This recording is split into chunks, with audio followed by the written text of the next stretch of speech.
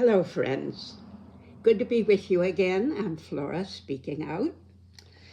And if you are over 60, you probably have memories of 1976, the 200th birthday of America, the last centennial in our lifetime, probably.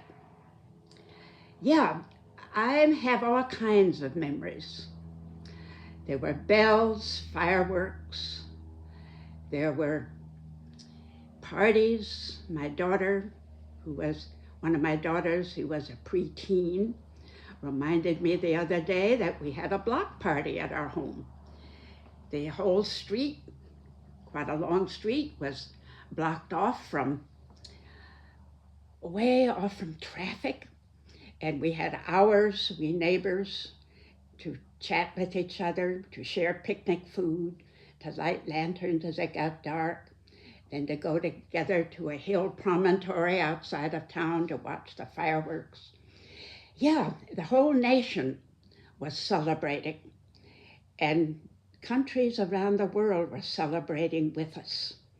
For example, back in 1976 for our 200th birthday, Queen Elizabeth and her husband Philip came to visit America in the White House, and they brought a gift, a replica of the Liberty Bell of Philadelphia.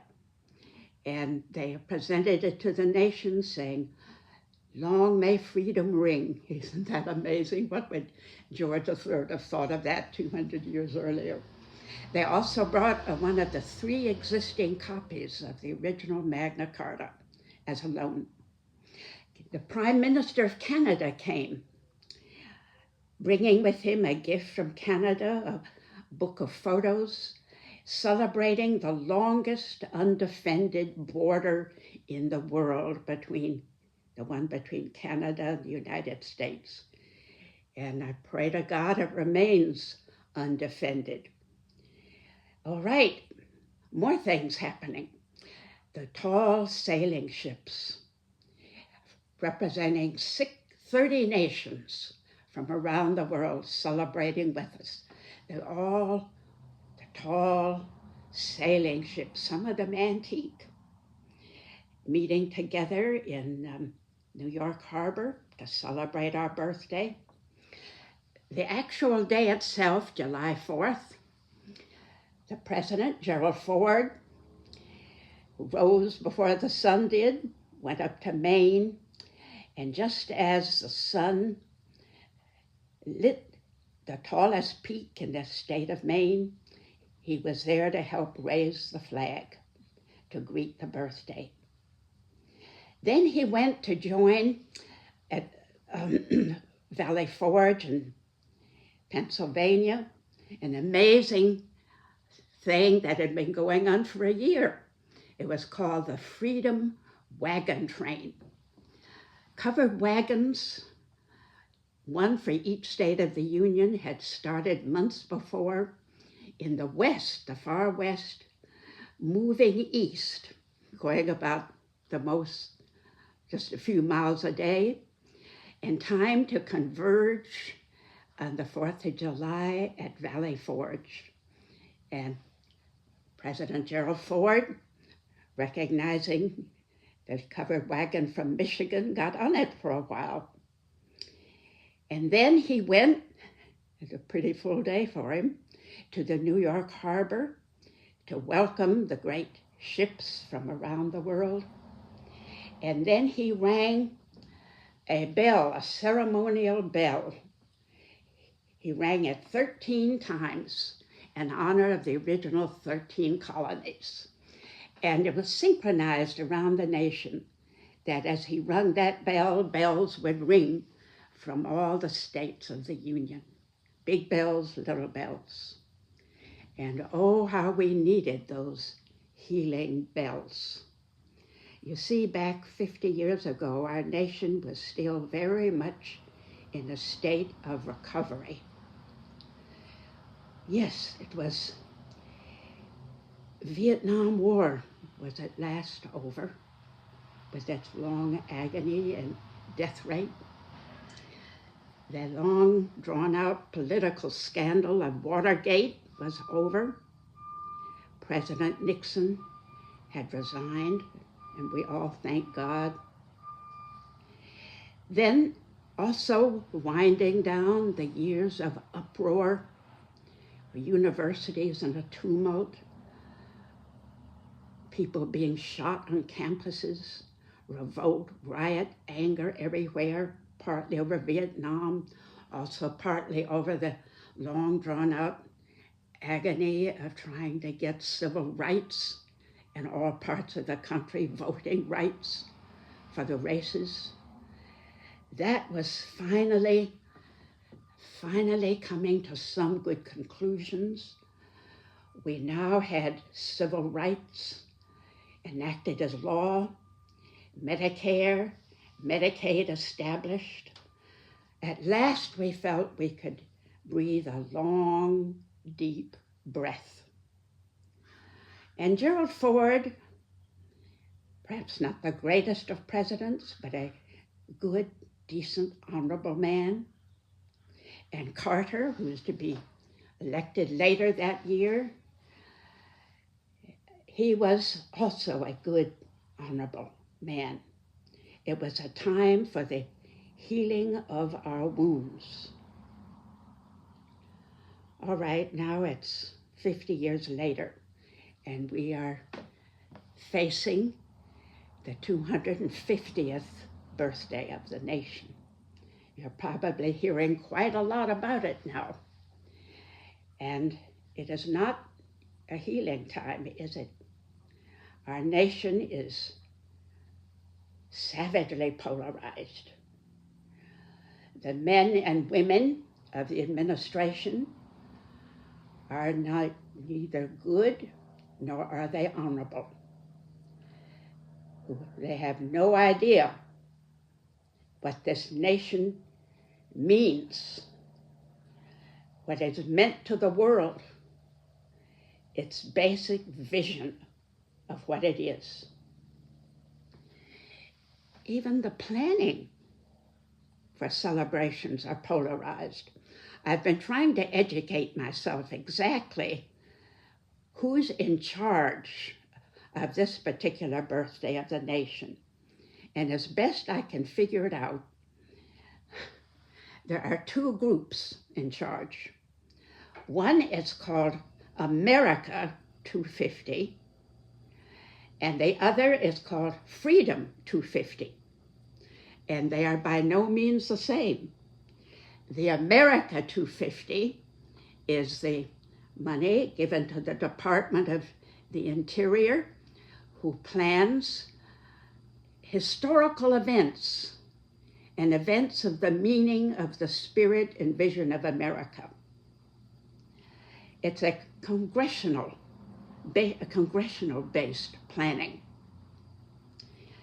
Whereas the Freedom 250 is Trump's and his henchmen, their plans for the birthday, the great birthday. And somehow, our President Trump's birthday, the 14th of June, is getting somehow tied in to the big bicentennial. It's sort of morphing into it without a sharp distinction. Last year, you may recall, on his birthday, he had a big military parade. This year, he plans on his birthday itself, well, you've seen it, this enormous 90-foot-high cage structure being built on the White House lawn. It's 20 feet higher than the White House itself. And there is, I think, an octagonal cage in which there would be UFC fights, martial arts, 6 or 7 fights. That's how he's celebrating. And later that I don't know if the night will be held actually on his birthday itself. And apparently these fights are invitation only, not open to the public in general. If I'm still getting it right, it's very confusing. And I've understood, correct me if I'm wrong, that the major part of the spectators will be military people who will be chosen according to their fitness standards, Hex's fitness standards of a military man.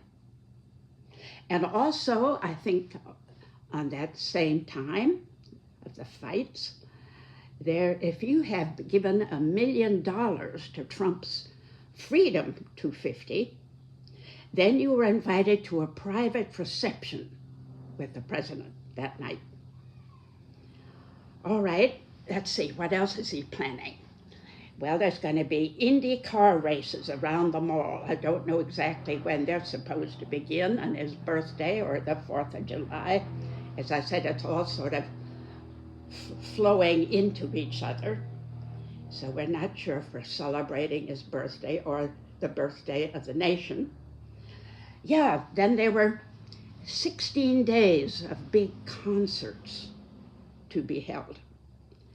And I've understood that there's been massive withdrawals from many of the musicians who had agreed to come when they realized this was to be Trump planned, Trump centered, politically involved.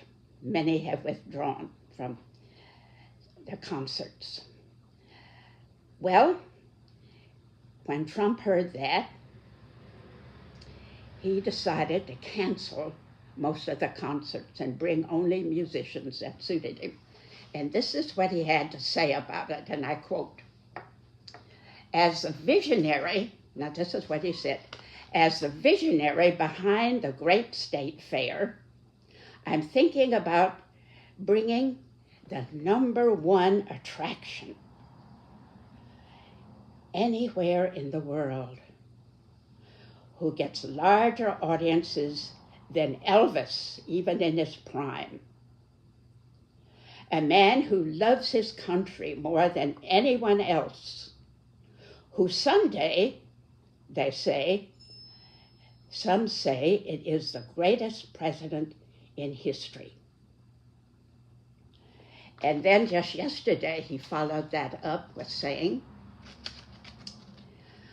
"We don't want singers with no talent but big fees to put you to sleep.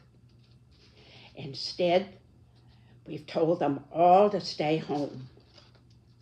It will be Donald John Trump who will, in place of these artists, will give you a major speech."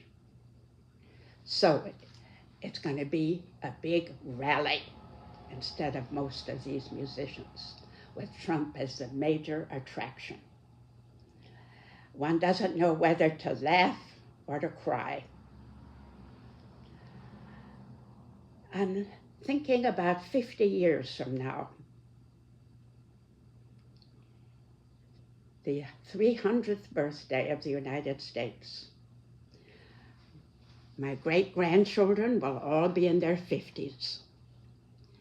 And they will look back on this birthday and wonder what lunacy swept the nation that we should have elevated this particular man and his henchmen and women to the greatest power in the world.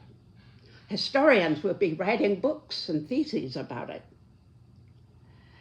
As if my great-grandchildren look back, they will feel the way we do when we look back on the days of slavery in our nation.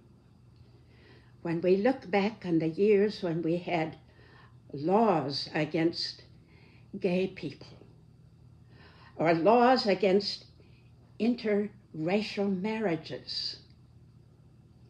The way we look back on the days when the Ku Klux Klan was highly honored. The days we look back at the McCarthy era. We look back and wonder How could the nation have allowed itself to exist in that condition? Well, of course, we can, most of us, look back in our own personal lives and wonder, how could I have done that? How could I have been that kind of person at that time? Or why did I put up with that? How different I must have been then. What possessed me? I think most of us may remember times in our lives when it baffles us why we were that way. But I think these are not wasted times, either for us personally or the nation. These are learning times. There's a beautiful old saying, he who rises and continues his race is as if he had never fallen. And in a sense, that's true of our ultimate worth. But I think I'd amend that wonderful old saying, he who rises and continues his race is wiser than he was before. He's learned, she has learned. He or she is mortal and is able to fall.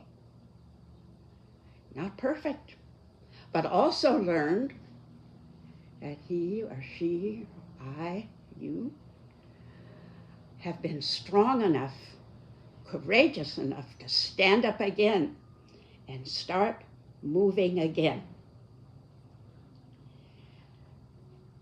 Gerald Ford, on the 200th birthday 50 years ago, put it this way. He said, 200 years ago, we, the people of the United States, began a great adventure together, which stirred the imagination and enriched the hopes of men and women around the world. And the great American adventure continues. We have only begun our uncharted voyage to the future. So, on this upcoming bicentennial, let's help one another in this nation to stand up, begin again, and to sing and ring the bells of healing.